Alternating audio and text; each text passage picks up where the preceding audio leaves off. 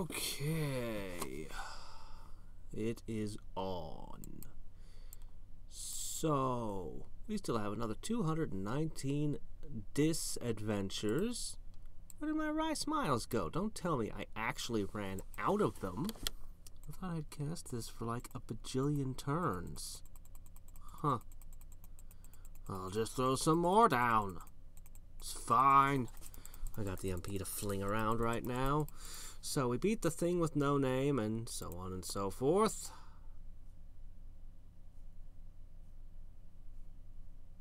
I just clicked on this. On the brink of the maelstrom, you catch your breath. When a lover blows by and scares you half to death. Here they be demons, he freaks out. Didn't I already beat the demons?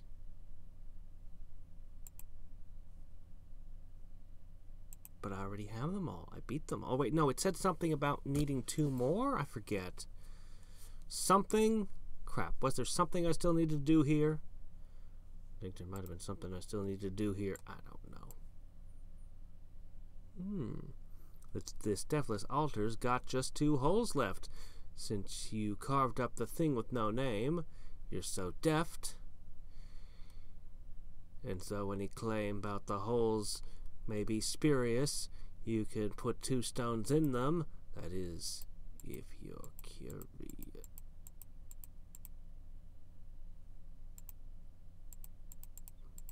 I don't have any stones. That's funny. I had the full set. Oh, wait. Maybe it wants me to gather stones again and put them in the altar?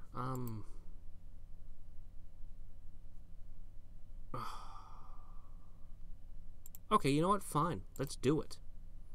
You know what? It's fine. Let's get 2 stones and do this. Now, I remember really not liking the other one in this area, so we'll fight Thing 1 and Thing 2, and then we'll go to one of the other areas. Yeah, that's what we'll do. We'll get just 2 rocks, whatever 2 they are, and we'll put them together and see what happens. Okay, because, yeah, that's what it... Yeah, okay, when I... Oh, okay, jealousy. Alright, we'll go to the Glacier Jerks. And we'll put the icicles. Where are they? Where are they? Icicle. There are dangerous jerksicles in place. And we'll, see what happens.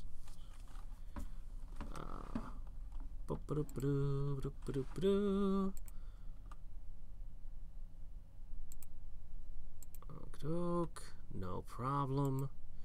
I've got tons of adventures. Let's go with the eat one. I could take either of them easily. Oh, hello.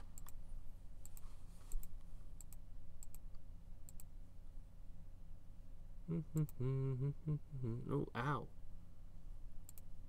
Plaid, plaid, I need plaid. Somewhere in here. Plaid!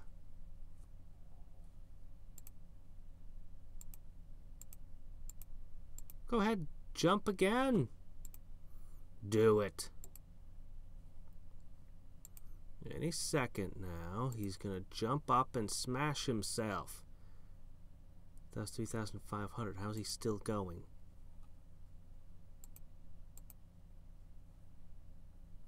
There he goes. Kerplop! 10 jerksicles stick in his belly with a bop. Gluttonous. Good enough. Jealousy plus gluttony. Oh, what's it gonna do? You place the stones in, there's a grinding that's frightening, and you're struck by a bolt of black lightning. Ferocious gorging. Your appetite is an unquenchable fire. The fuller your belly, the more you desire? It literally doesn't say what the buff does, but it says the fuller your belly, so... Okay. Well, I mean, sure. I can do that. Let me see. Should I eat some black forest? No, we're just going to go with the same thing we always do. Wait a sec. I need magnesium. I need more magnesium in my diet.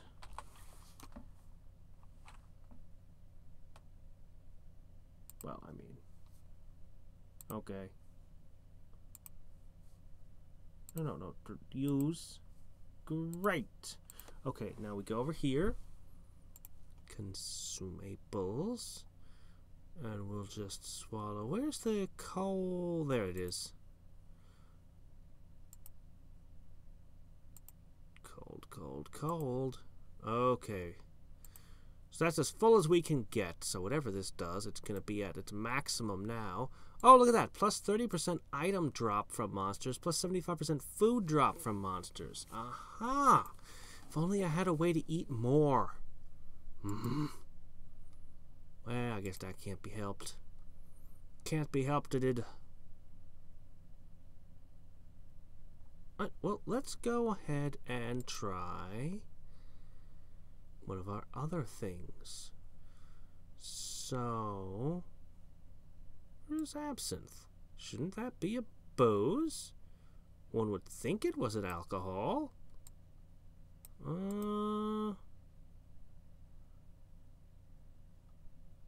Tiny. Oh, it counts as potion. This is a bottle of absinthe made of the green pixie way. They boil it out until the alcohol evaporates, leaving nothing but licorice flavor and strong hallucinogens. Because, you know, nothing spoils a good freak out like being drunk. Pretty sure that's not how absinthe is made, but I'm no expert. Alright then, potions. Is this a reference to that one movie? Moulin Rouge? Who knows? Alright, let me see. So, tiny. Here it is. Absinthe-minded. You are aware of the wormwood. So it's true what they say. Absinthe makes the mind go wander. You feel like green pixies are dancing in your head, and on your head, and down your digestive tract. As the world gets a little more brightly colored and a whole lot stranger, maybe a walk through the woods will clear your head. Probably not. Oh. Okay. You're forced to use them one at a time rather than stacking them, huh? Oh, there it is. The wormwood. So it's a forest. Okay. A rogue windmill, a moldering mansion, and a stately pleasure dome. Well, let's start fighting Don Quixote. You're fighting a can-can dancer. This is one of the showgirls at the rogue windmill. Why are there showgirls at the rogue windmill? Especially as making ankle-length skirts exciting by doing high-energy, high-stepping dance. Why? Because she's can. Right now, she looks a little annoyed that you've crashed her performance, and she's ready to kick you in the chin. Okay.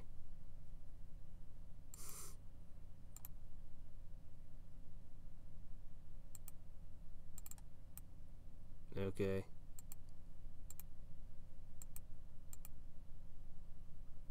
Weak. Can in a can. Spleen item. This is a can full of spray-on dancing ability.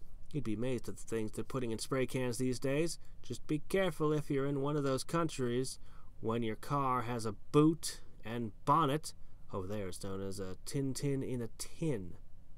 And it's full of Belgian comic books.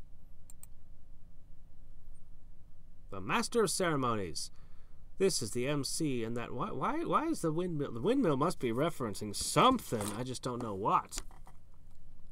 The guy in a top hat who introduces accents, not a guy in a baggy pants who fronts a lot sense. He's pretty tubby. Doesn't look it. Looks real thin to me. Wears a bright red tuxedo jacket and has gin blossoms so thick they look like he's wearing rouge.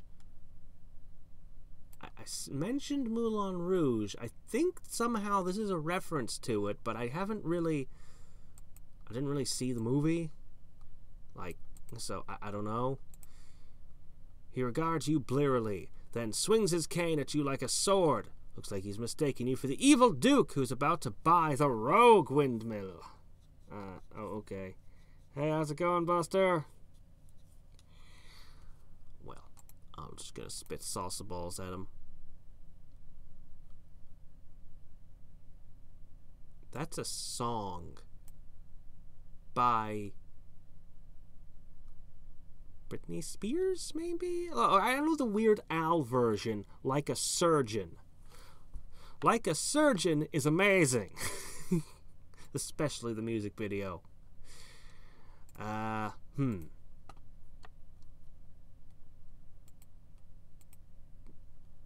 He treats you to a magnificent, opulent, tremendous, stupendous, gargantuan, bedazzling beatdown with several amazingly choreographed musical numbers and a cast of thousands. It's over the top, but it gets the job done.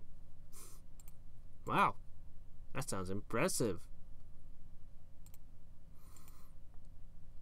Okay, I'm done with you. I'm just gonna hit you like this. Vampiric cloak pattern. Right, yes. The drab bard. Don't care. Let's see what we got here. Escargotsicle. This is a frozen snail on a stick. It's a rare French delicacy that's served only to the highest rollers and the biggest spenders on the rogue windmill. No, seriously, it's a delicacy. Go ahead and try it. We wouldn't lie to you. We eat them all the time. I'd eat one, but I've already had a couple and I'm still full. Food. Size 2. You're fighting a courtesan. This woman isn't a prostitute, in the same way that a sanitation engineer isn't a janitor. No, a sanitation engineer is a garbage collector, a garbage man, not a janitor. Janitors are the proud servant of Janus, the gatekeeper. They are the keepers of the keys. That's why to this day they are immediately given all the keys to whatever building that they're expected to serve their duties in. Seriously. It's her job to entertain the gentlemen who visit the rogue windmill in return for expensive gifts that are in no way related to the services she provides. Deep down, though, she's a performer with deep ambitions to become a real actress someday.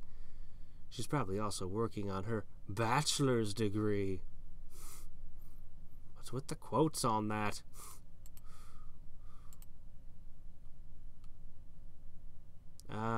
A stiletto heel. You know, high heels can punch. They used to actually punch through planes when weightier people wore them. They're actually a surprisingly deadly weapon. I think the Tick's version of Wonder Woman throws high heels as her attack, and is the most effective superhero in that universe, if I remember right. Barring the Tick himself, of course, because, you know, it's his show and he kicks ass. Anyway.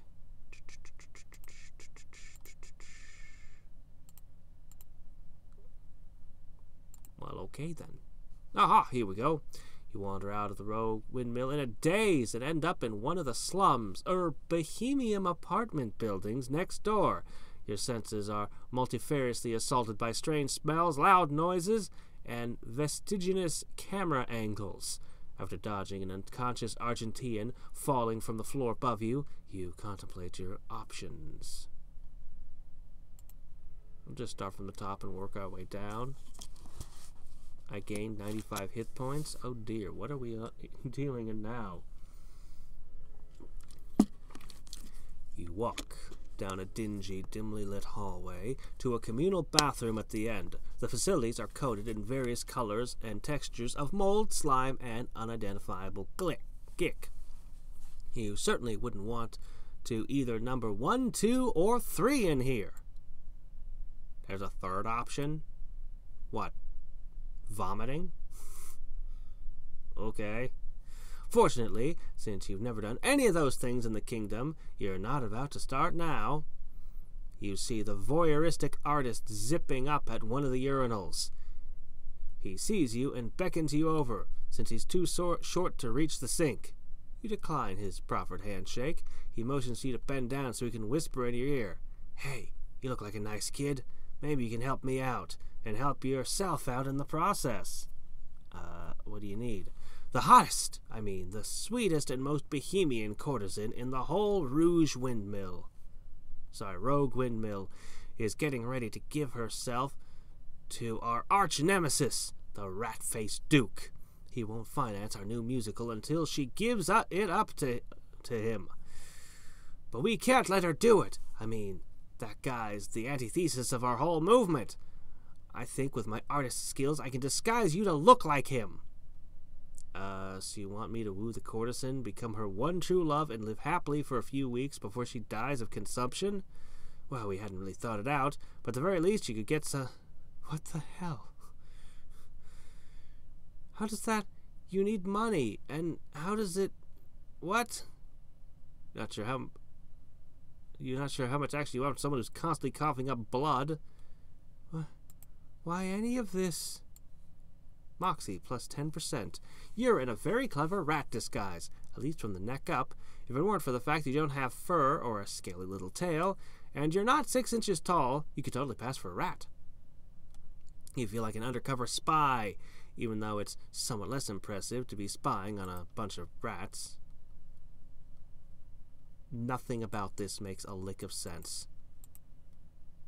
Your arch nemesis is the guy who you're trying to convince to pay you to put on a show. But he wants a courtesan who's apparently dying. So your plan is to disguise someone else to look like the Duke. Not to disguise someone else to try to sweet talk the Duke into giving you money or something. No, disguise as the Duke. How does that help you? How does that... Does not compute. Must be the plot of some movie I haven't watched or something.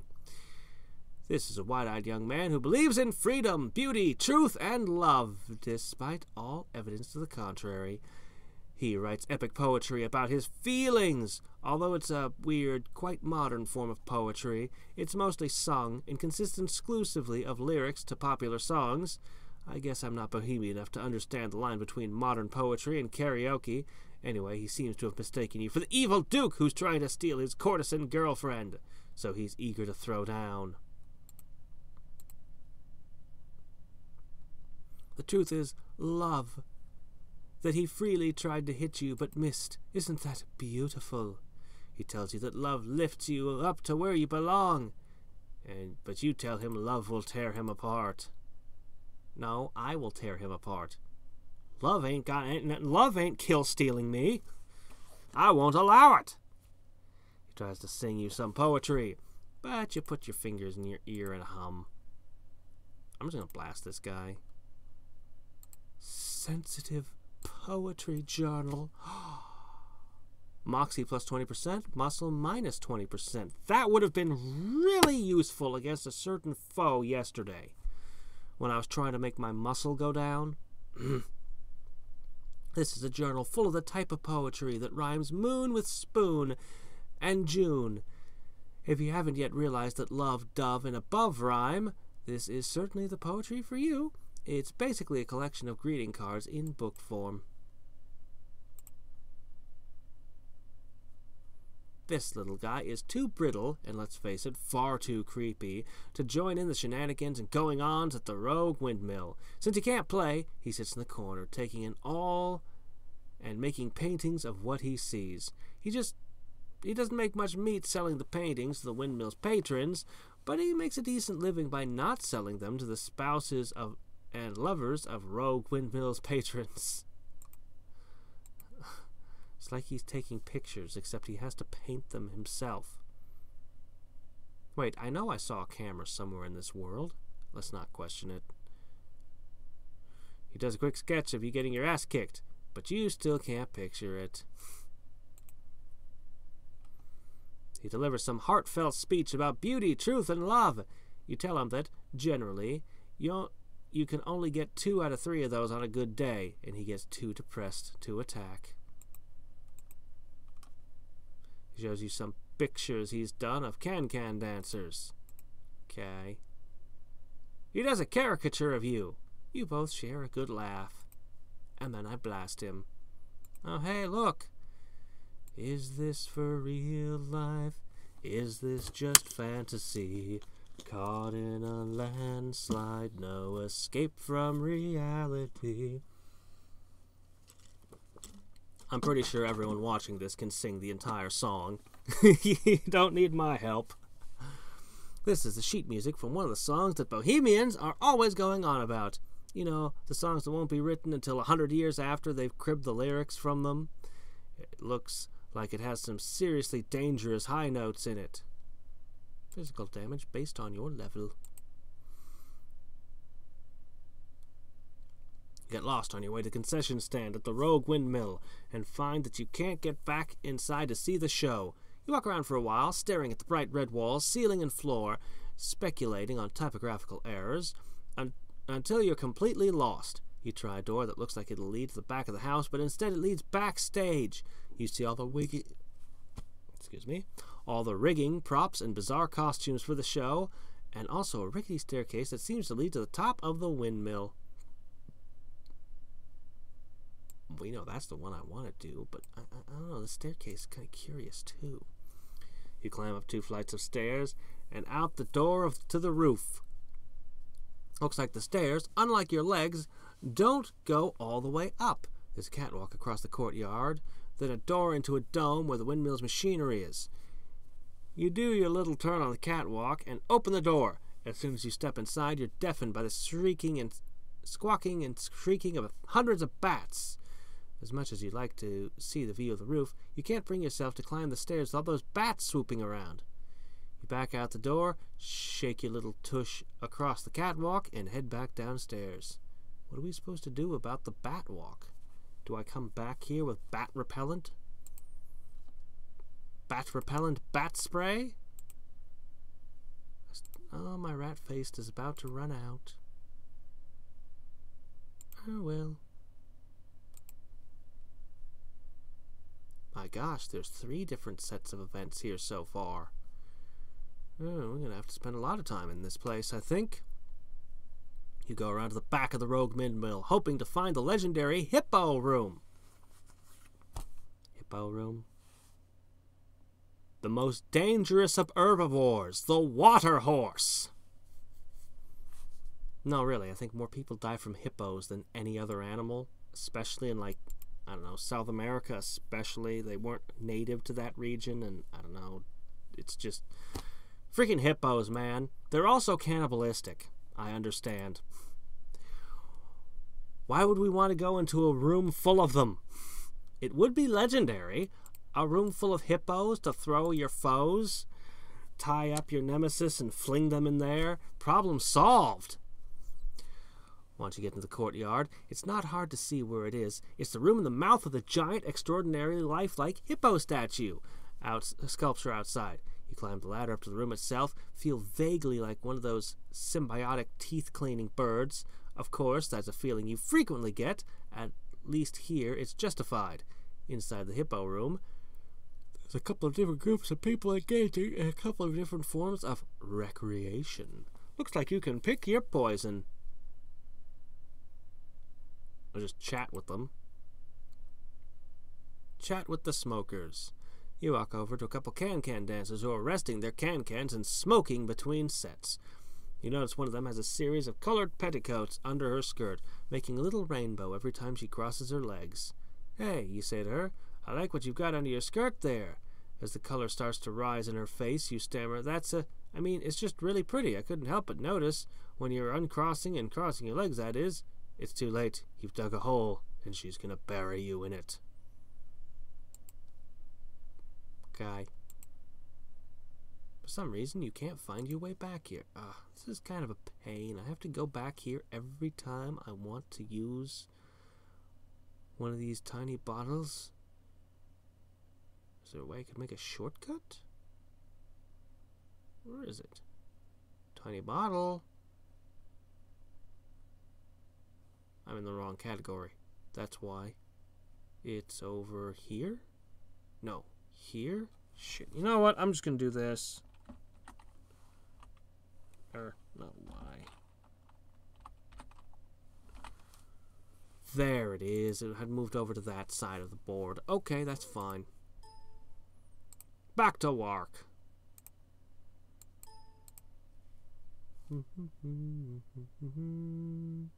Boo. There. Bonk, bonk. Alright, let's check out the roof. Hey, look, I didn't get attacked by bats this time. You take the stairs to the roof, which is slightly more hazardous than taking the elevator to the mezzanine. There's something about the view from up here that's a little trippy. For example, you're pretty sure the moons aren't supposed to be about 3 feet away, and you're doubly sure they don't have some fat guy's opera singing face in them. The clouds aren't usually solid enough to stand on, not to mention dance on, like the courtesans and that sensitive poet type are doing. You slowly back up to the door you came in, but accidentally knock over a bunch of trash cans. The noise seems to break the spell over the landscape. The face on the moon disappears. The two dancers fall to the roof with a thump. The courtesan sits up, says, "Wait, what am I doing? I can't fall in love with you. Love is like oxygen, and I hate oxygen." She quickly gets to her feet and runs back into the building.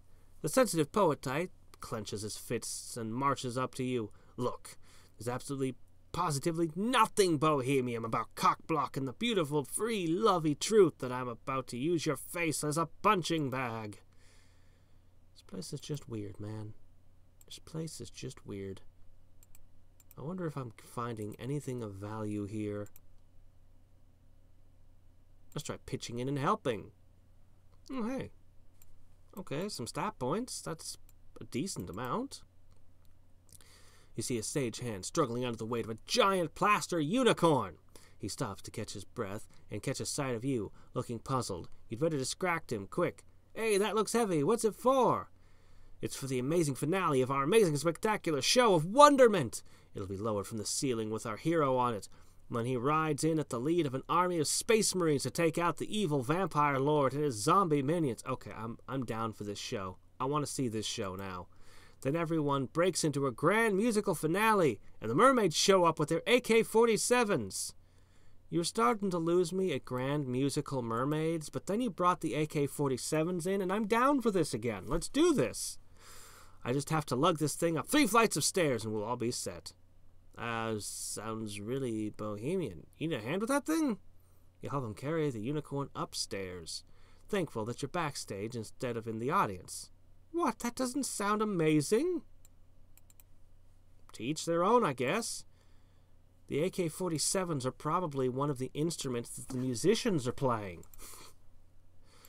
You could do it. I could see it. It'd be great.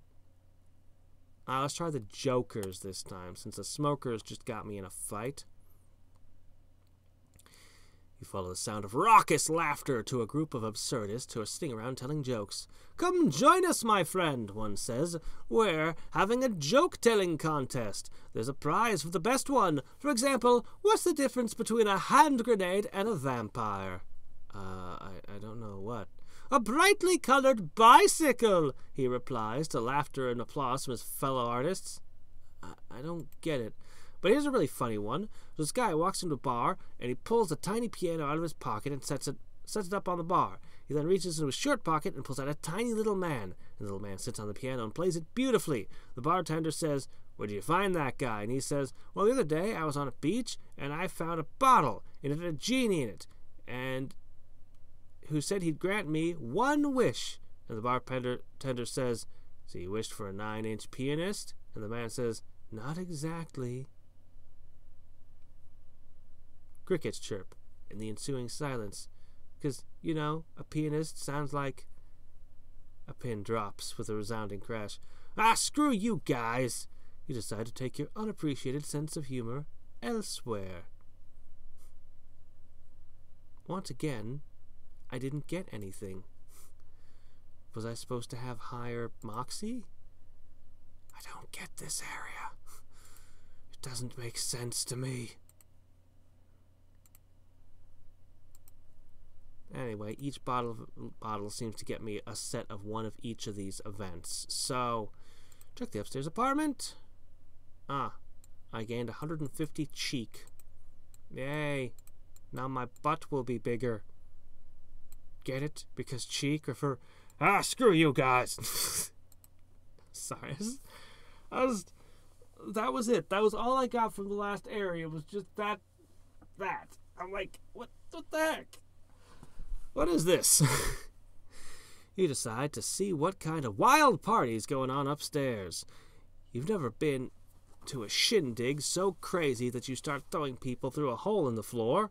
You walk upstairs to find a gaggle of bohemians planning some kind of, well, it's either play, an art exhibition, or a really weird soccer game. At the moment, though, they're mostly just shouting at each other. Why can't it be all three? Hey guys, what's the matter? Oh, another young writer came to make his fortune and taste the pleasures of the rogue windmill. Some dude in a bright blue wig says. Sure, what are they fighting about? Well, the blue wig continues, we're trying to write the ultimate bohemian musical. It's all about freedom, beauty, truth, and love. But it's tricky, because we can only use the lyrics to popular songs that won't be written for almost 100 years.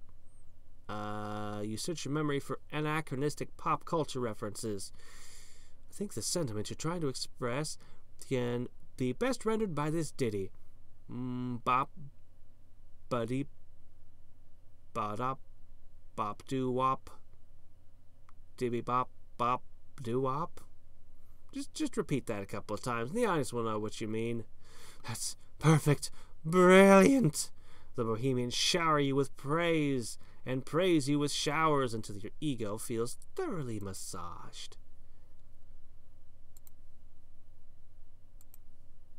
Well, at least they're easy to please. Of course, they're all covered in horrible flaming sauces now, but, you know. Wow, every single option from choice B leads to gaining nothing. You walk down a flight of stairs into a green room under the moulin, onto the rogue windmill, which is, of course, painted bright red like the rest of the building. You see a troupe of actors down there, just like cats, apparently rehearsing the theater's next show. I'm told that Cats is the most successful Broadway show ever. That's all I'm told about it. Is there a plot? Is there a story? Who knows? Okay, people, a boss tabby cat says, let's take it from the top. Try to get into character. Sally, your singing needs to be more shrill. Bob, start shredding the furniture on the beat this time. Mark, you're not supposed to cough up your hairball until Sally's final high note, okay? And Lisa, I really didn't believe that you wanted to lick yourself. You're a cat. You're taking a bath, okay? Now, 5, 6, 7, 8. You watch as Sally, the alley cat, sings a song about all the great stuff she remembers, like scratching people's ankles and getting fur everywhere. It's not the most tuneful song, and not the best sung, and it goes on for far too long, but at least it's accurate.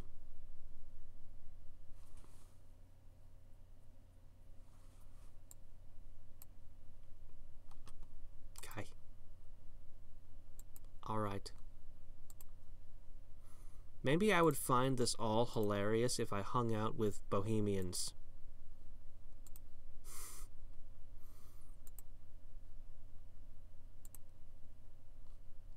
You follow a trail of sweet-smelling smoke over to a corner where people are lounging on stacks of pillows, smoking absurdly long pipes. You figure they're probably getting inspiration for romantic, deeply symbolic works of poetry, music, and art, so you listen into their conversation. Dude, a scruffy-looking guy says, leaning back and blowing smoke rings. I'm like, so baked. No way, man, a girl answers. No way you're as baked as I am. Yeah, you're pretty baked, dude. That's so awesome. Did I tell you how baked I am, though? Hey, have you guys looked at, like, pointillist paintings? Another young bohemian says, taking his turn at the pipe. I mean, we've all looked at them, but you ever looked at them while you're baked? It's so awesome.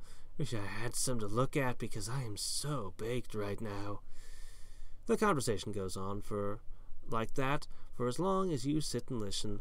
Fortunately, sitting in a cloud of smoke did broaden your mind a little. Hey, in Dungeons of Dreadmore, alcohol made you recover MP. So, the rules are whatever they say they are. I guess.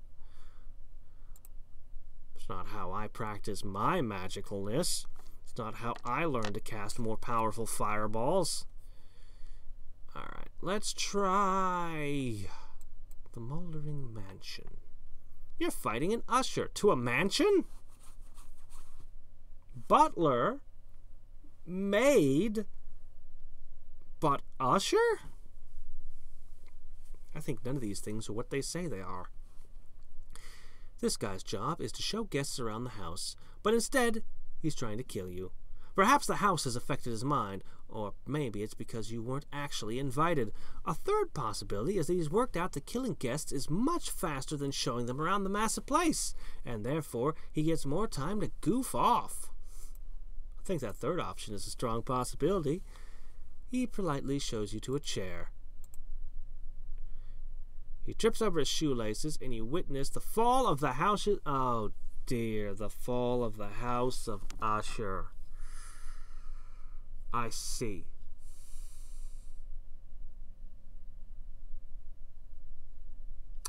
So, is this entire area going to be all Poe?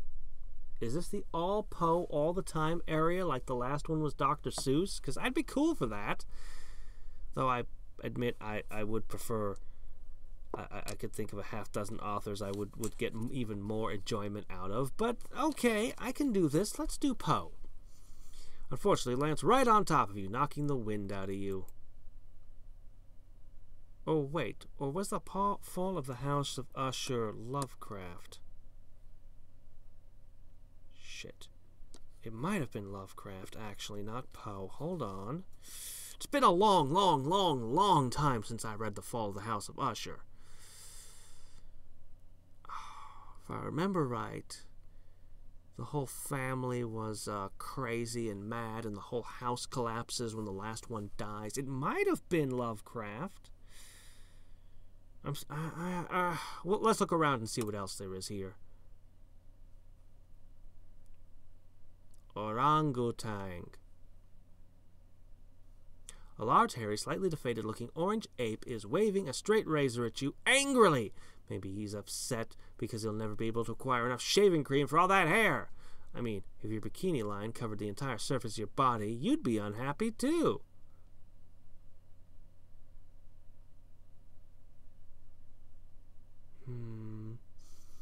See, Poe wrote a story about he wrote the first murder mystery, and an ape was involved. So Poe? Oh dear, this is gonna drive me crazy. He tries to bite, slam me to the floor, but you grab his arm hair and pull until he lets go. Cause also Lovecraft had a thing about monkeys, but he was always about the white monkeys. He had this weird obsession with white apes. Oh. I didn't find them scary. I was just like, what? Again? You step through the door and find yourself at the base of a gloomy stone tower. To clarify, most of the house is pretty gloomy, but this tower is particularly gloomy. Wind howls through the holes in the crumbling masonry, making the torches flicker and cast eerie shadows about you. A rickety wooden staircase, really just planks jutting from a curved wall, climbs unsteadily towards a trapdoor in the ceiling, and a plain wooden door opens into a small study that occupies most of the ground floor. What? Is my live stream failing you, or did a live stream that you were hosting fail? Let's go to the study. It's Poe. It's definitely Poe. Absolutely Poe. Okay. That's what I thought at first, but like I said, it's been a long time since I read The House of Usher. You step into the study, which is furnished with moldering bookshelves, a tattered sofa, and a rickety old writing desk, which incidentally reminds you of something, but you can't remember what or why. Is it standing on the bust of Athena? Like all good adventurers, you immediately head towards the desk to see if there's anything in the drawers, but are interrupted by a tapping at the window lattice. You pause for a moment, trying to think of a rhyme for lattice. Before you can come up with anything decent, the shutters fly open and a huge black bird launches itself at your face. Well, that's unfortunate. I've had a few times where streams have crashed and been interrupted, and it's been terrible. Very frustrating. Oops, I was going to try to read this. Oh well, I guess I got nothing for it. Oh, hey, look, a bellhop! You might think that this guy's job is to show guests around the house, but it's not! That is the usher's job. A bellhop's job is to polish and otherwise maintain a profusion of bells. No, it's not. How many bells? A lot, and that's why they have a bell-specific caretaker. At the moment, though, he's taking a break from bells and trying to kill you instead. Well, that's because everything's trying to kill me. That's normal. He starts to pound you with an iron bed, but the melancholy menace of the tone gives you an ample warning. He tries to clock you with one of the bells, but you make a run for the border.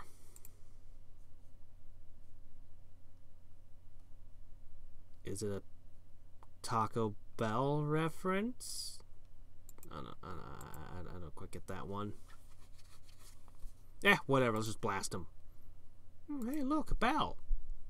Ringing ears, muscle plus 20, mysticality minus 20. This is a cute little bell, Sebastian. It's a little round can with a ringing mechanism attached to the button on top, so you can pound repeatedly on it with your fist until someone answers. Because it's so easy to ring it over and over and over, its sound is wired directly into the anger center of most people's brains. Oh, hey, look, another raven. Once upon an adventure dreary, you have wandered slightly leery about exploring this quaint and curious mansion of forgotten lore.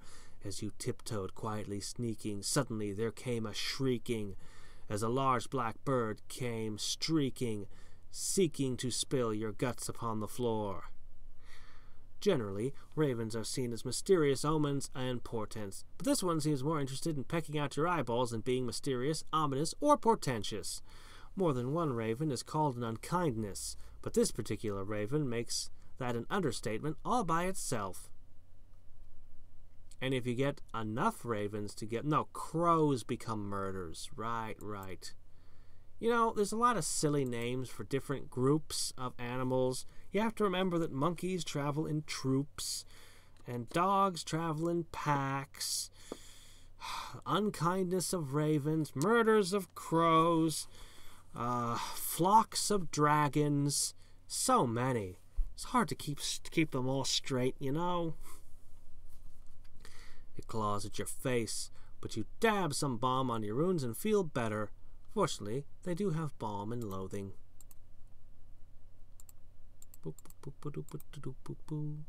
Seems like this raven will never stop pecking at your eyes. Fortunately, you don't intend to stop dodging either. Blast it. You meander down one of the mansion's shadowy corridors and push open a creaking door to find yourself in what must once have been a rather elegant parlor. Now the peeling wallpaper and crumbling plaster emphasize the mansion's slow decay. The room isn't empty, though. A man stands near the window, puzzling over a stained yellow sheet of parchment, while a pale woman in dusty lace sits on a divan, stroking a large black cat. Let's talk to the kitty. No. We'll start from the top and work our way down like before. You approach the man and ask him, "What's up?" What's up, Doc? He explains that he found an unusual coded message near a shipwreck off the coast of the mysterious island, but can't make heads or tails of it. You offer to give it a shot, and he gratefully hands the paper to you. After a moment's inspection, you chuckle at the code, which is so simple a schoolboy could catch it. You quickly set to work translating the cipher and discover it to be an advertisement for Ovaltine. You're not in the least bit surprised, as in your experience, 9 out of 10 coded messages are advertisements for Ovaltine, but causing it makes you feel pretty noxious.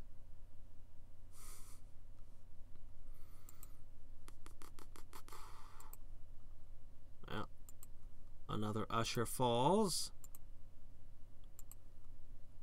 Oh wait, I haven't seen what the black cat does yet. You glance around a dusty, cobweb-strewn hallway, deciding where next to explore. A heavy oaken door looms before you. The stairs wind their way upwards into the gloom and downwards into the darkness. None of the three choices appear likely to lead somewhere nice, but then it's a haunted mansion, and you're not particularly expecting to stumble upon a hidden entrance to an FAO Schwartz. What? Descend. Be very careful when hanging around a Poe mansion because you might get sealed in a wall. It just sort of happens around him. I don't know. You get down the stairs and eventually find yourself in the wine cellar. After some more wandering around, you find yourself lost in a series of underground catacombs, so dark that you can't see your hand in front of your face, or any other part of you anywhere else. There isn't a bright side to look on, what with it being so dark and all, but if there was, you might consider it a bonus. At least you won't be able to see anything that would upset you. Thank goodness for small comforts, eh?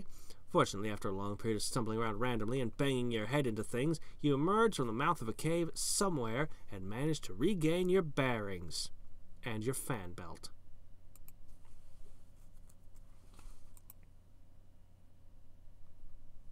Shot of some kind of schnapps. Ooh, +3 stats per fight for 10 adventures. Back in the day, a lot of people drank alcohol to forget. Some other people drank nepenthe to forget. One day, a commercial-worthy moment, these two great tastes came together. Ah, you got chocolate on my peanut butter. You got peanut butter on my chocolate.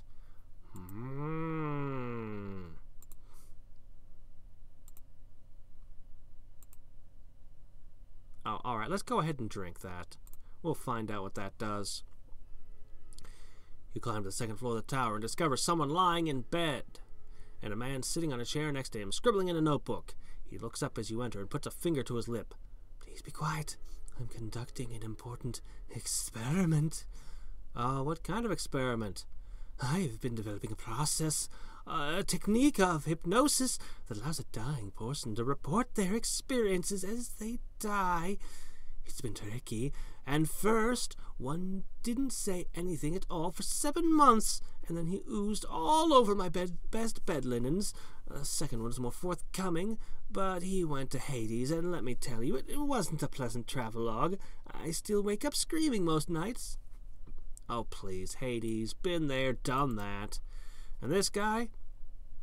Oh, well, this guy lived a pretty decent life. Liked kids, donated to charity, and so on. I think maybe I've got a winner here. Just then, the man in the bed starts to moan. Light! A white light! You hang around for a while just to hear what he has to say. Turns out heaven's pretty dull, like a strip mall made entirely out of cotton balls. Still, though, it's a fairly mystical experience.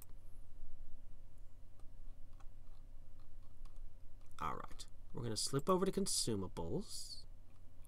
And we're going to slip over to, where is it? Cheap Chinese beer. Okay.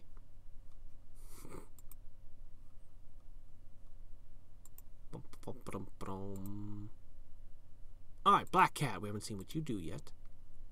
The cat goes out of control and tries to scratch your head. But you're a fist-fighting son of a gun and easily fend them off. You try to dodge, but you're too slow. The faster pussycat kills you.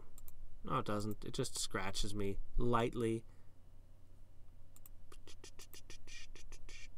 The cat tries to attack you, but is suddenly distracted by a small yellow bird and a mouse wearing a sombrero. Tweety? Speedy Gonzales? Huh. Ah, well. You looked away from the fight, you lost, cat. I'm gonna fight a cat again, aren't I? The cat looks up at you and hisses with pure malevolence, then bounces off the divan with a howl and attempts to rip your face off. I'll make some further pithy comments about the situation, but really, you're far too busy to be reading them right now, so if I were you, I'd just get on with defending yourself. Oh, hey, library. Oh my gosh, it's a Discworld reference. It's a librarian orangutan. This is membership card to the Seaside Town Public Library, registered to a Mr. Ook. Perhaps you could use it to broaden your horizons a bit, or you could just spend an afternoon giggling at the diagrams in the anatomy textbooks. Okay. A library card. Well, we'll see what that can do. Blop, blop, blop, blop, blop. Open the door this time. You push the door open and find yourself in a large ballroom furnished in ancient style, with tapestries adorning the stone walls and a space lit by flickering torches. There appears to be some kind of commotion. You push through a crowd of partygoers to find a dwarf in a jester's cap and bells, fastening a chain around a group of fearsome, horrible-looking apes. He catches your eye and, calling for your assistance, gestures to a crank on the far wall. You bend your back to the task, and soon the apes have been winched far up in the air, quite out of reach of the frightened partiers. The jester commends you on a job well done and invites you to stay for the rest of the event, but you decide to continue exploring the house instead. Doesn't look like there'll be much more interest or excitement here tonight, no matter how many bags of marshmallows the dwarf pulls out of the cupboard. It's called Leaping Lizards. They're hauling apes into the air with a jester and partygoers and talking about marshmallows in a cupboard. What? Whatever the joke is in this room, whew.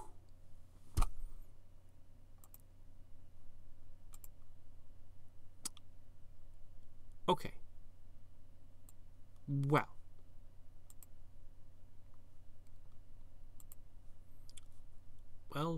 Well. I had something else I wanted to do. I just remembered, but then I forgot it because that was so weird. Ah, yes, the library card.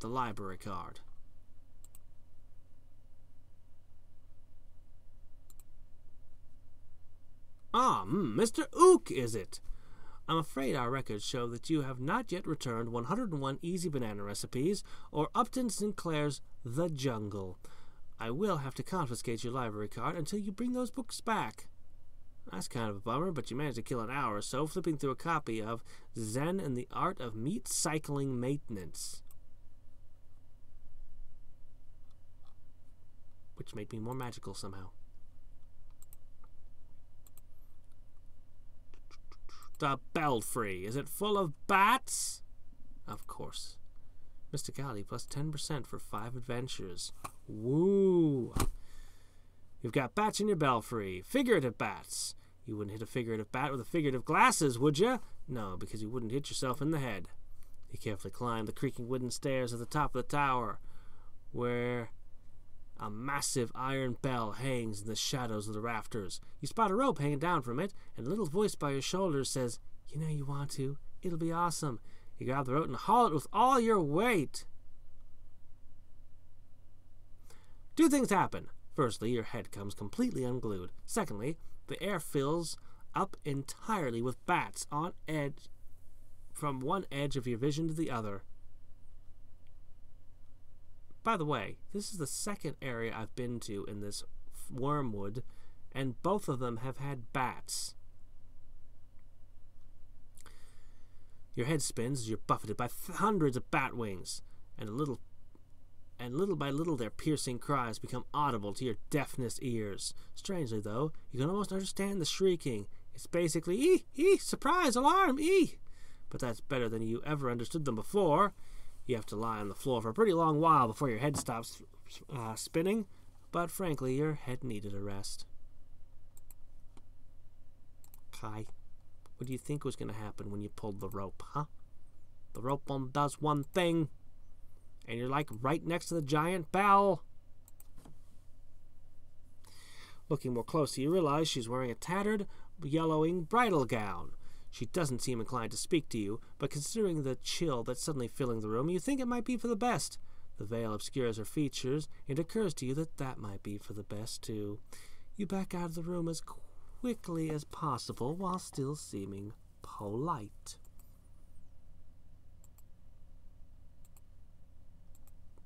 But I'm not getting stuff for this.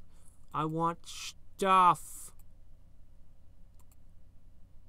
Last one for this area.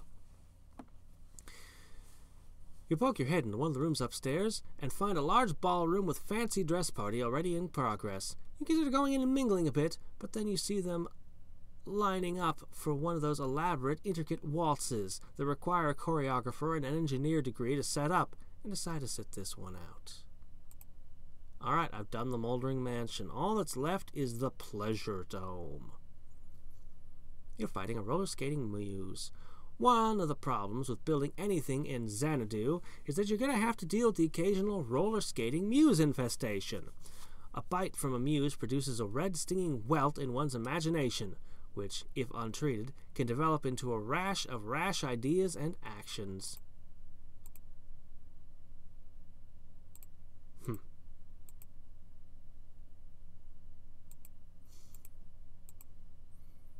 You know, sometimes you meet writers who insist that they can't find their muse and that they can't write. Those people aren't really writers. A writer is someone who will sit down and write at any time. And that is a discipline. I say it that way, but there's probably a ton of people who've actually published books who are like, "What the hell, man? You can't say that. I only write when the muses speak to me." Yeah, I just don't buy that line, personally. She skates over and bites you. You suddenly have so many ideas in your head that you start scratching them in the dirt with your fingertips until you wear down your fingernails into bloody nubbins. Is that a Neil Gaiman Sandman reference? What was it? The writer who trapped a muse, like locked her in a room or something, and Morpheus shows up as all like, "You better let that muse go." And he's like, "No, I need her for ideas." He's like, "Oh, you want ideas, do ya?" And then just, because, you know, he's the Lord of Dreams. I think that was a reference to that specific comic. I think.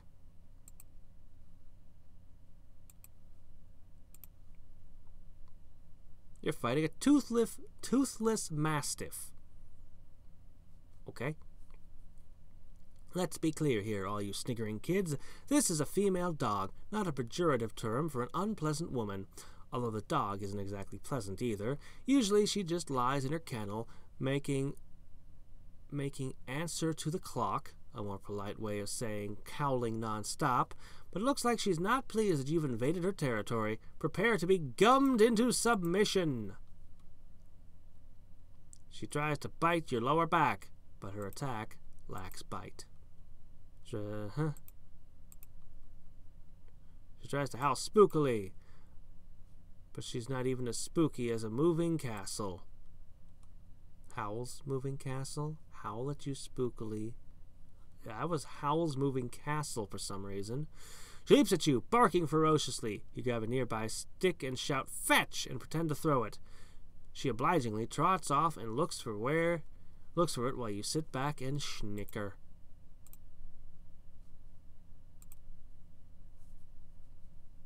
The Ancient Mariner. This is one salty old salt. He's practically covered in saline rime.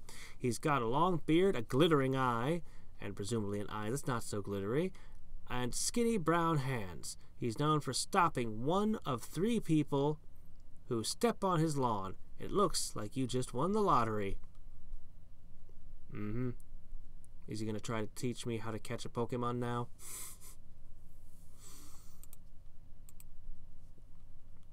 He says, "The agony returns, and my ghastly tale is told. The heart within me burns." You offer him some antacids, and he gratefully accepts and swallows.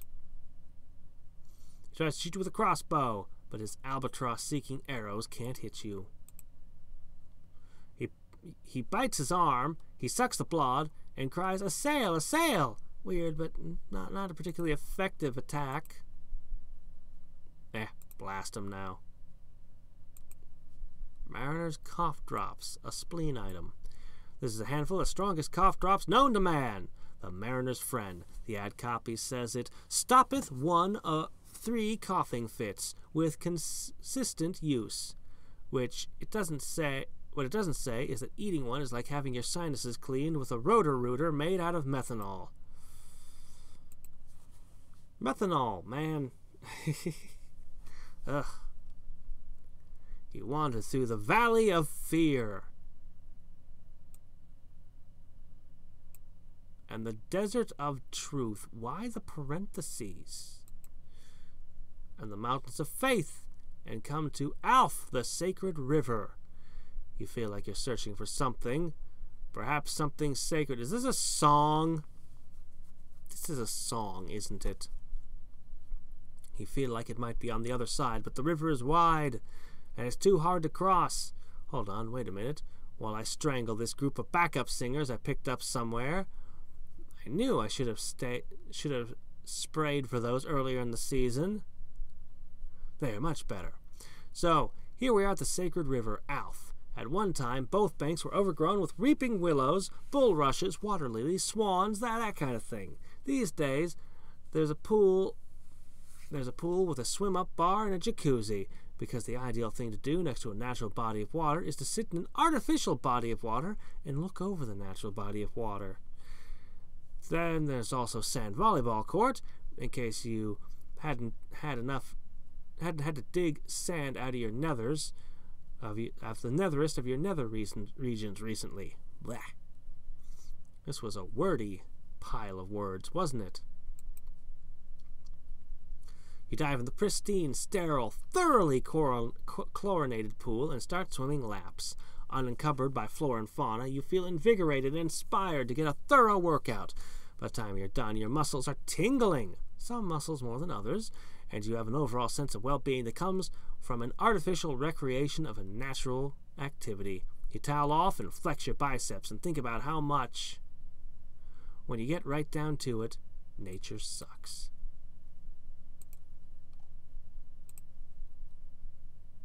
You're fighting Kublai Khan. Unlike his brother Genghis and his sister Shaka, Kublai Khan is in the construction business. His company, SPD Inc., can build a pleasure dome that's twice as stately as other pleasure domes, in about half the time other companies take. He honed his craft building Thunderdomes, and he's gone far beyond those now. Unfortunately, he doesn't like shifty layabouts whose lay about shiftiness while he's trying to work, and it looks like you've aroused his wrath. And as we all know, the wrath of Kublai is nothing at which to sneeze.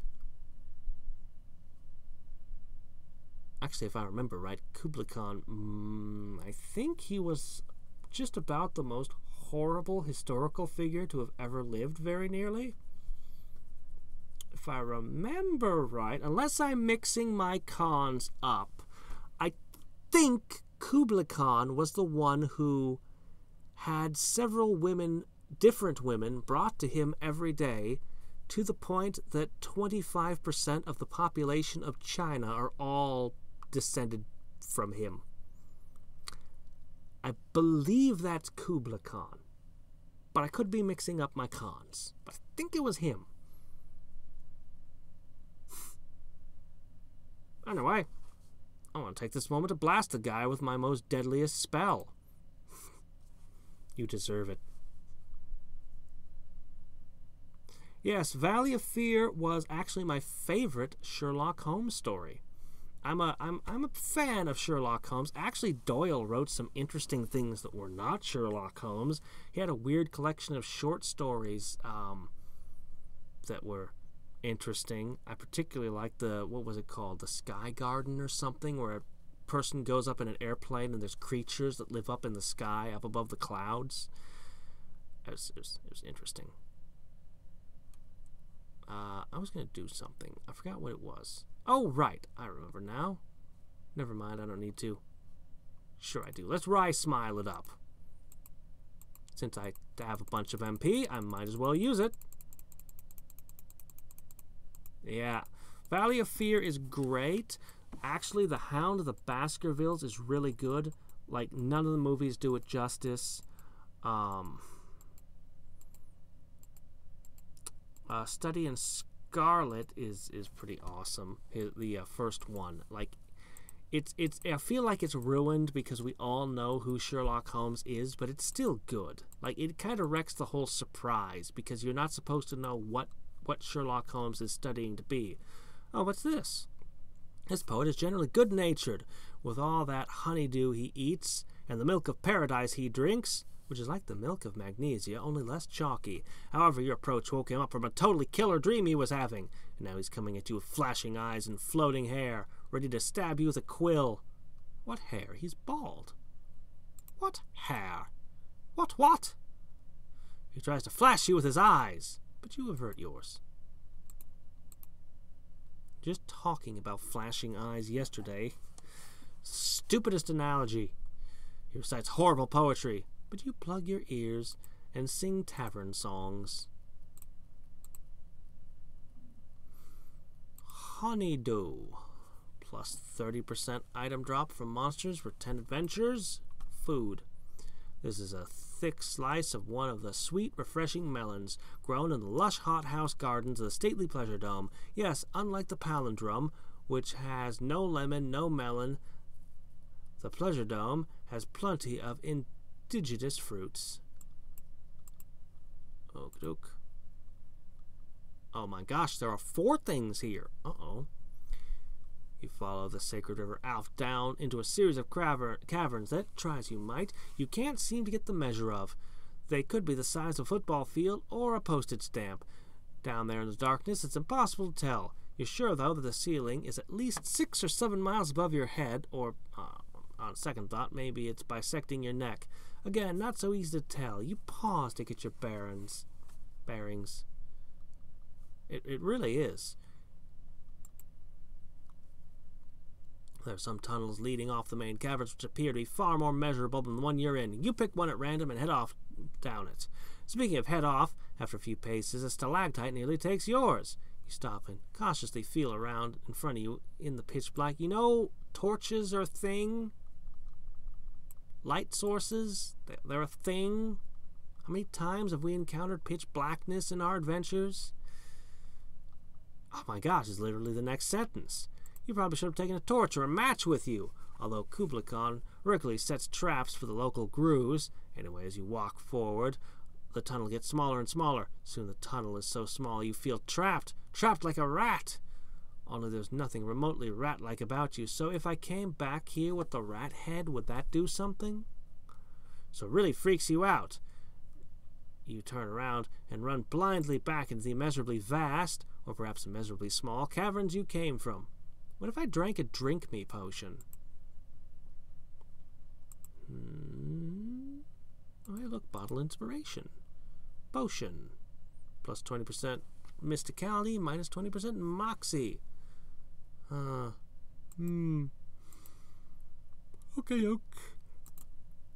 moving right along.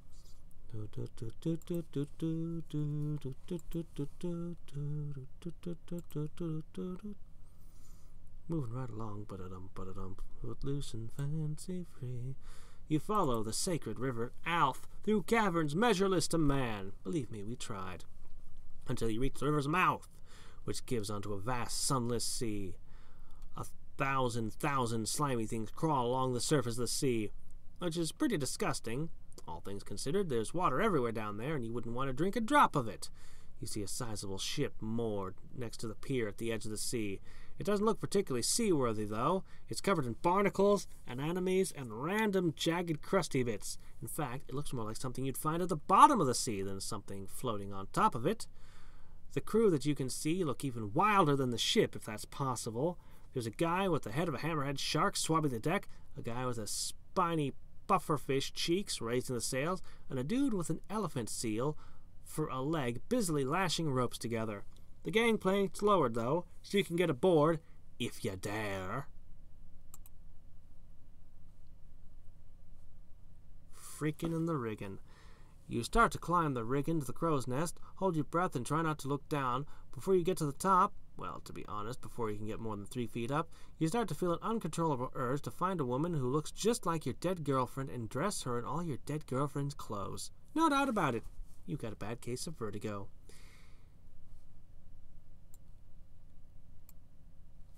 Alfred Hitchcock? You climb back down the rigging, sweating, gasping for air, your heart pounding.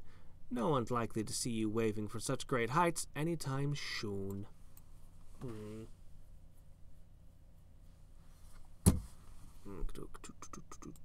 we gotta go.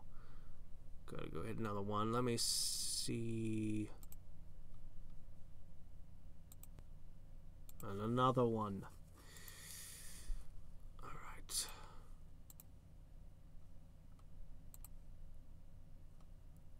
Wade into the river. Mana points. And muscle plus 10%.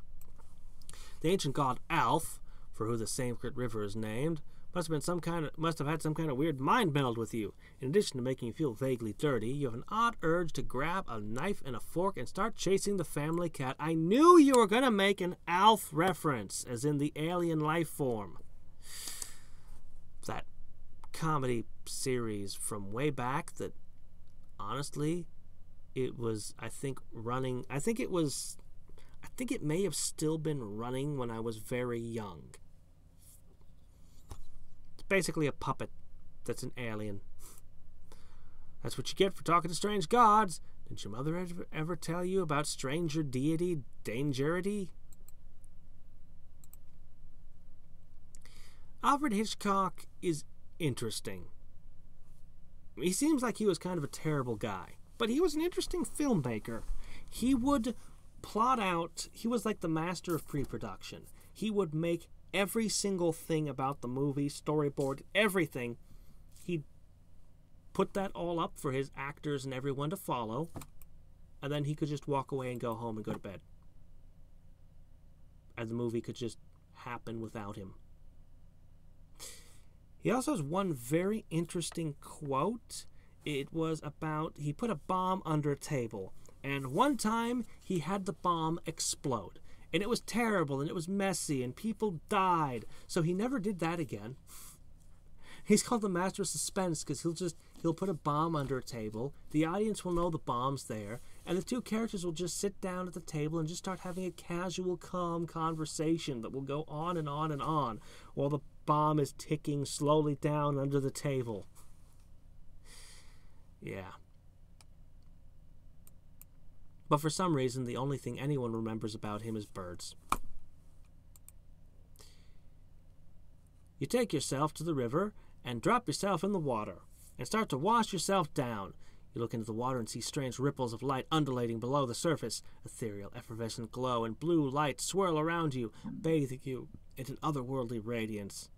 It's pretty cool!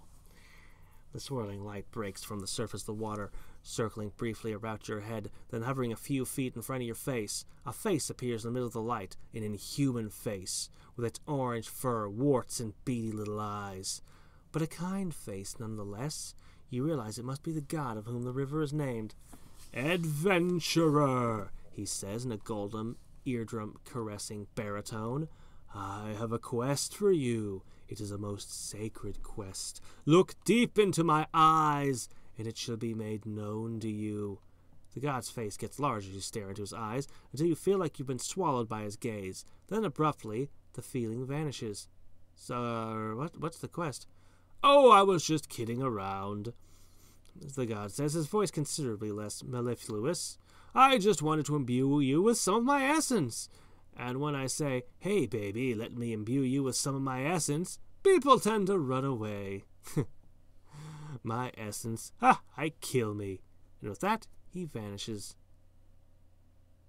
Well, at least the splashing around the sacred river revitalizes you a little. Okay, well, that happened. But I wanted a quest. I'm running low on those. Alright, I'm going to come back to this with Rat Face later. I can time it out. You follow a faint squeaking. It's going to be bats again. Rustling sound that's coming from one of the very distant, or possibly really close, side caverns. In the caverns, measureless to man. Do I get to become Batman after all of this? This is the third time with bats. Come on now. I get to be Batman now, right? The squeaking and rustling gets louder and closer until you enter a side cave and see the entire ceiling is alive with bats. Yep, I knew it. You're tempted not to stay here, what with this being bat country and all. But even before you can leave, a man wearing a cape and a cowl and oh my gosh, I was just talking about you! Steps out of the darkness in front of you. Even though you can tell he's just a guy in a costume, his demeanor and proximity of 1,000 squirmy winged rodents makes you feel both cowardly and superstitious. He nods grimly at you. Squeak! Squeak, squeak, squeak! He says. What? Squeak, squeak, squeak, squeak, squeak! He says, flapping his cape menacingly. I don't speak freaking bat, man! He shakes his head, pulls a grappling hook from his belt, fires into the distance, and swings away. You walk back into the main cavern, shaking your head.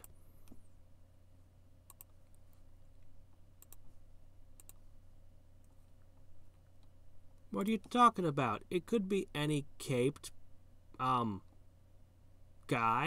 who hangs out with a grappling hook. It could be any number of characters. Why, that could be what Mabel's like when she grew up. She has a grappling hook. Could totally have been her. Or maybe it could be one of those alternate outfits that Link finds. You never know. You walk up the gangplank and onto the main deck of the ship. You try to make your way across the deck to the captain's cabin, but the ship is in constant motion. You stumble and fall in that way that always looks comical, but is actually really, really painful. Steady as she goes there, matey, Pufferfish Head says, laughing. You be needing to get your sea legs. These are the only legs I got, you say nonplussed, which means, you'll note, in a state of lacking information. Nay, matey, you need to pretend you're about half drunk and half drag queen. Walk like this, Hammerhead Face says, demonstrating a peculiar, staggering, swishy gait that allows him to roll with the motion of the ocean, regardless of the size of the boat. You spend a while practicing, and before long, you're walking like a RuPaul after 3 martinis, and you feel a little more suave now that you're not constantly on the verge of falling on your face. Oh, just wait till you get back on solid land. First you get seasick, then you get off the sea, and you become land sick. Totally sucks. Not fair at all.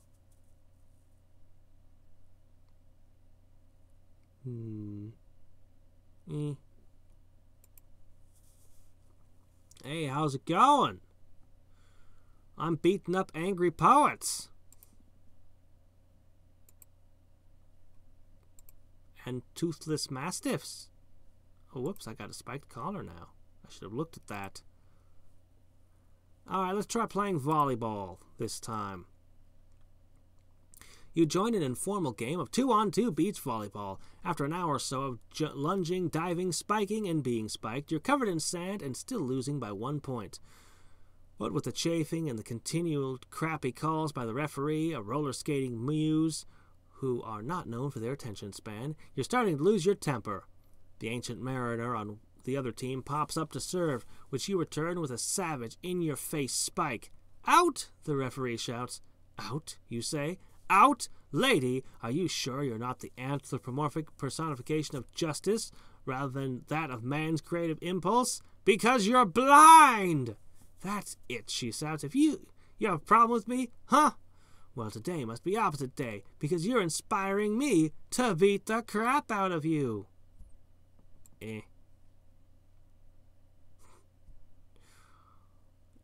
A geyser of piping hot salsa erupts from beneath my opponent. Solved! And again. Alright, what do we got now?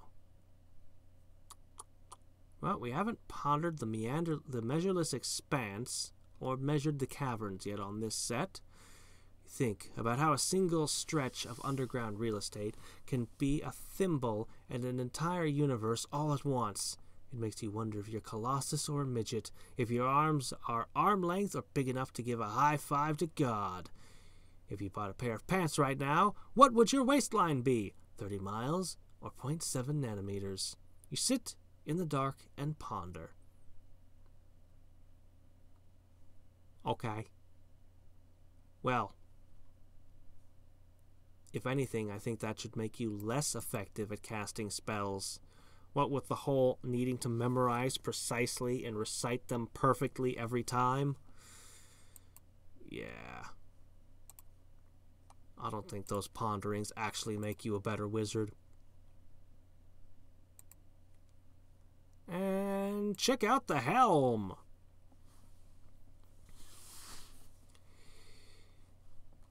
You wander over to the helm of the ship, which in landlubber terms is a giant steering wheel where the captain stands. You see a grizzled ancient mariner at the wheel, busily spinning it back and forth. This is slightly odd since the ship's currently at anchor, but you decide he probably knows more about sailing than you do, so you let it slide. What you can't let slide, though, is his thoroughly bizarre taste in accessories. Instead of a necklace, or maybe a nice bow tie, he has a dead albatross hanging from a rope around his neck. It looks as stylish as its smell is pleasant, and it appears to have been dead for quite some time. And what's with the dead bird? It's not dead, it's pining for the fjords, he says. Nah, just kidding, it's dead. The albatross was a good omen on our last sea voyage we took. It faithfully followed the ship. As long as we could see it in the sky, we had fair wind and smooth sailing. But one day, as it flew over, it took a giant crap on my head. So I took out my bow and I shot it. As soon as it fell dead on the deck, the wind went all weird and we ended up stuck in this underground sea. I tied the albatross to my neck as penance to the offending the gods. That's ridiculous. People kill birds all the time. Birds kill birds all the time. Birds kill themselves all the time. They're barely smarter than fungus. I mean, this is the sort of ridiculous symbolism you'd find in a kind of, I don't know, romantic poem. The mariner's face twitches as a few barnacles sprout out of the top of his 5 o'clock shadow. He pulls you close until bird stench fills your nostrils and snarls. You best start believing in romantic poems, adventurers. You're in one. You turn and flee down the gangplank and off the boat. I was wondering if this was a Pirates of the Caribbean reference with the people who are all fish people pirate things. And here it is. Okie doke. Alright then. Very good. So, with this, I should finish all but, let me see. I should be able to finish the last one. Then I'm going to try to time the rat face to the rat thing.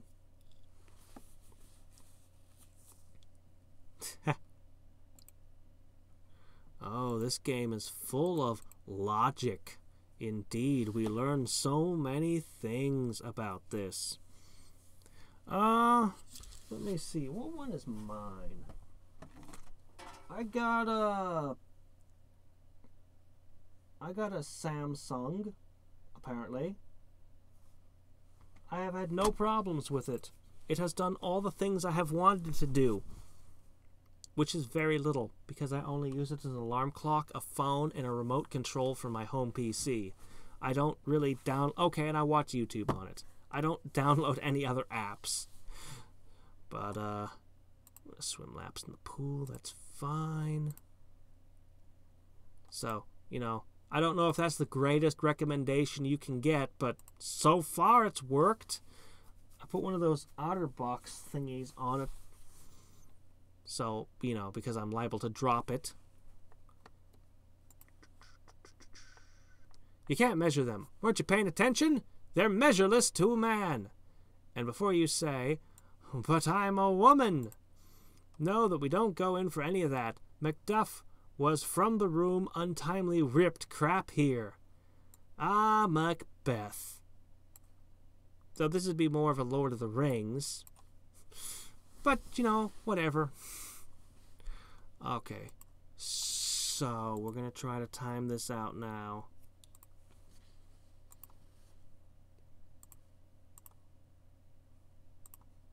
Now, the question is it based off of how many of these I've used, or is it based off of,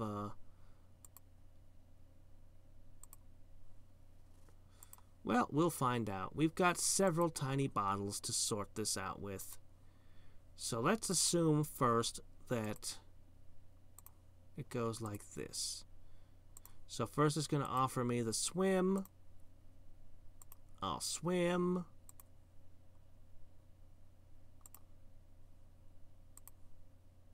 Oops, crap, I went too far. Crap. Whatever. We'll get it around the next cycle.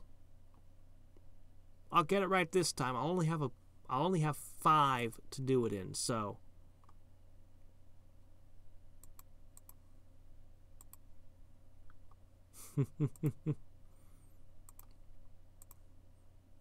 yeah, well, I was just talking about high heels and how incredibly effective they are as weapons. All that they can stab through.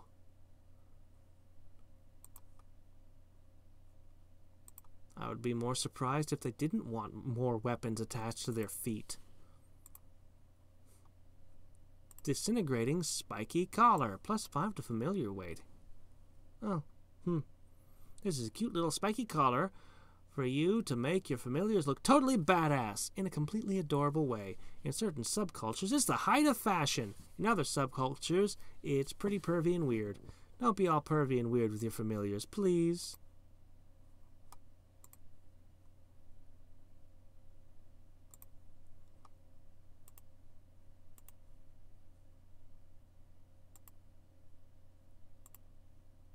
Okay. Now. We're gonna go back to wormwood. Okay, I need...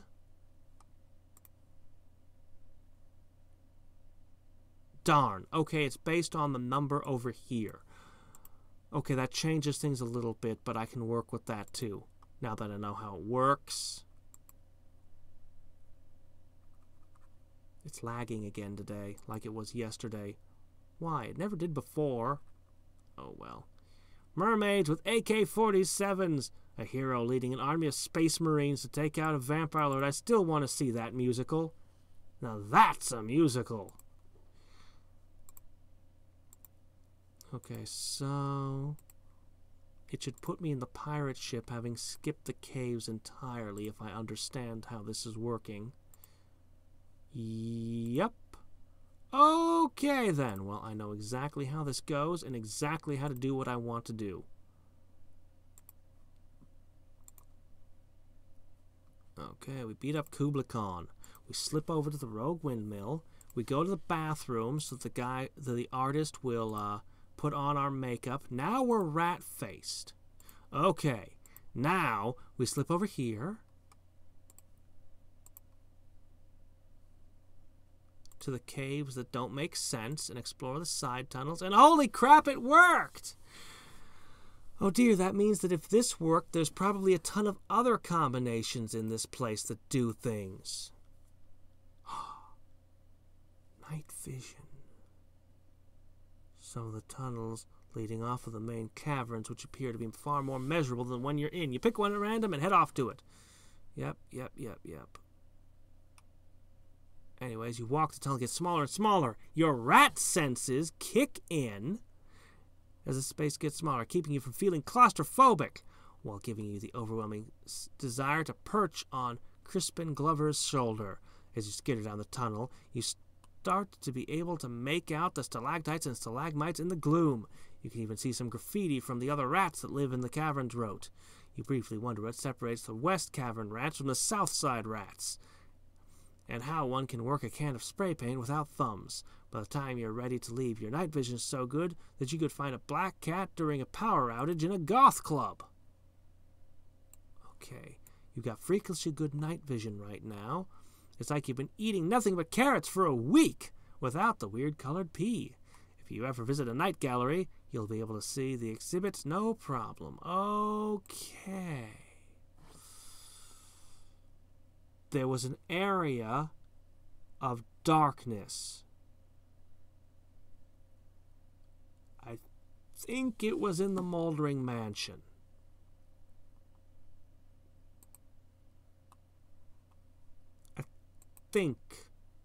I think there was an area of darkness that I couldn't go through, and I think it's in here. Oh, please be right.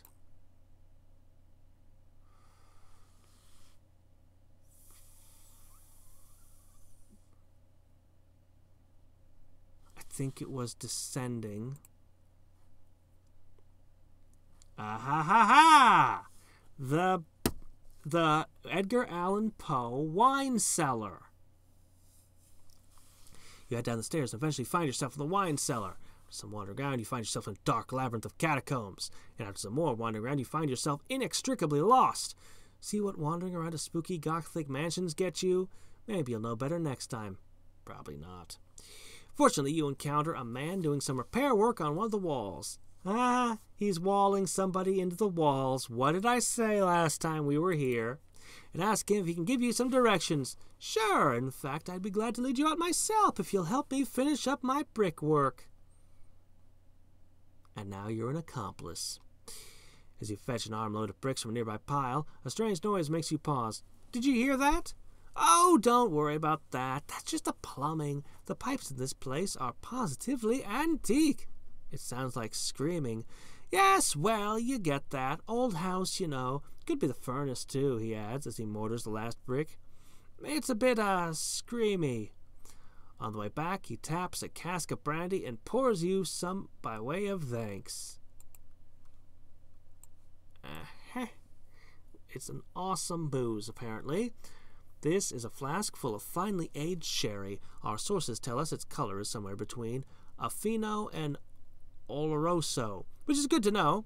You wouldn't want to say, hey, this is a good Amontillado, but why are you bricking me into this dead end in your wine cellar? And have your captor say, no, this is clearly an Oloroso, you plebeian. Embarrassing. Oh, by the way, it's pronounced Amontillado. The S is silent. Oh, okay. Well, I think I'm done for today. So, we explored a weird place.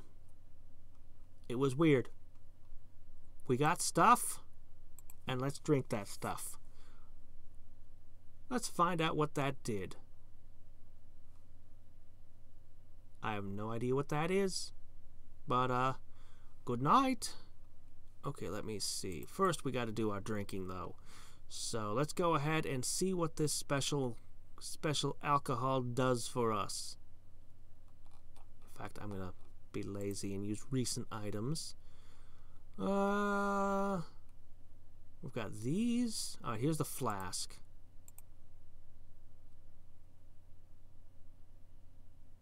No, it's good, I guess. It's not shockingly good, but it's good, you know. It gave me some stuff.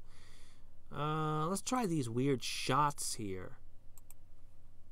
Right, the +3 stats per fight. Oh, those are good. We'll want those tomorrow. Let's go ahead and drink those.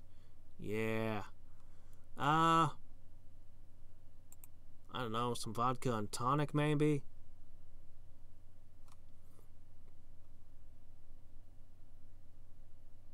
Yeah, well, I mean, it's not that the vitamin is, I mean, it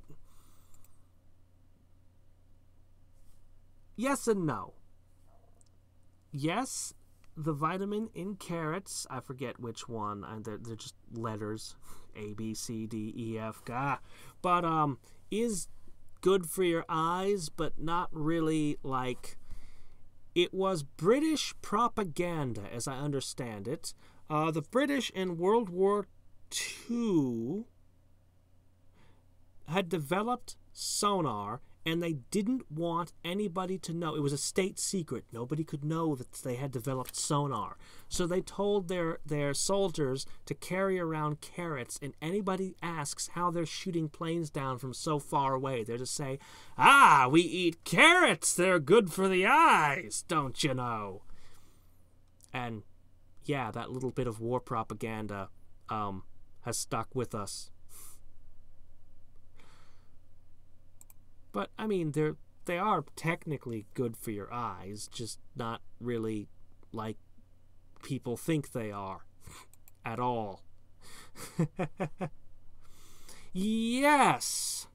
And that will be continued on Sunday. I actually really want to know how that's going to turn out, because that could still turn... I could still lose that game easily. Easily. That Armageddon has me seriously worried. I think I'm still the underdog right now, but I feel like I could pull it off. Yet, last time, I thought I was dead. I thought the game was already over. But then I sank that entire fleet, and I killed all those Efreet. Oh my gosh, killing the Efreet. That was no small thing. Oh, that I took that stack out is just... Anyway, we'll find that out in a few days. Let's see what these new things do. 10 wizardliness? Well, that sucked. What else we got here that's new? We got some weird stuff. Cough drops! Huh, that also kind of sucked. Can and a can't. No, not all that great either. Well, Nope, none of that's particularly impressive. Oh, well. I'll finish using this up. Tomorrow will be...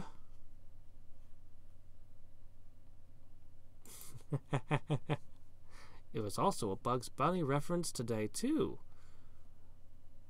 All we've got left are Agua de Vida, the Old Man. Ooh, I have one other jar of Psychosis I picked up. So 1, 2, 3 things, and the sea. We have 4 areas left to us, but the sea has always kicked my ass.